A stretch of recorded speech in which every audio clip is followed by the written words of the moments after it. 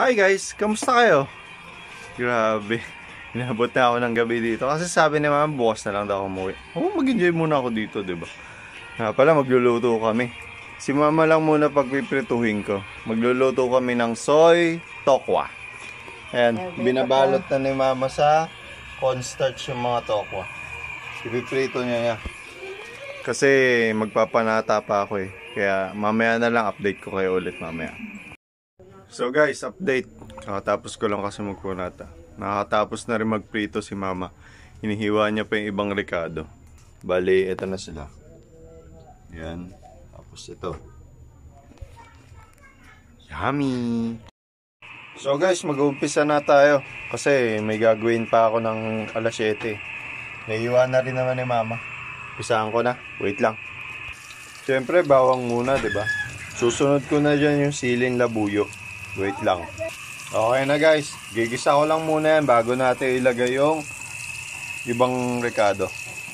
So guys, nalagay na natin yung siling green tsaka sibuyas. Haluin ko lang muna yan.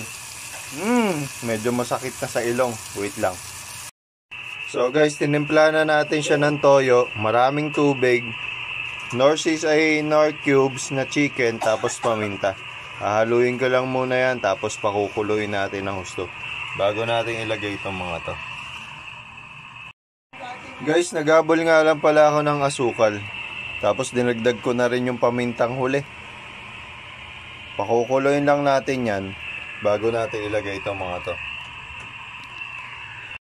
So guys, kumukulo na. Wait lang, lalagay lang natin tokwa. So guys, okay na. Nailagay ko na yung tokwa. Hahaluin ko lang muna yan tapos hihinaan natin yung apoy. Siguro lulutuin muna natin yan kahit mga 10 minutes, 15 minutes. So guys, nahalo na natin na mabuti. Pakukuluin lang natin yan, pakakapitin natin yung lasa ng sauce na ginawa natin. Balikan natin yan after 15 minutes. May gagawin pa kasi ako eh. Magpo-pause pa ako. Mamaya ulit.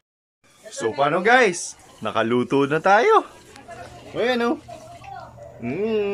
Yummy! Nagtabi kasi ako ng siling green kanina tsaka sibuyas.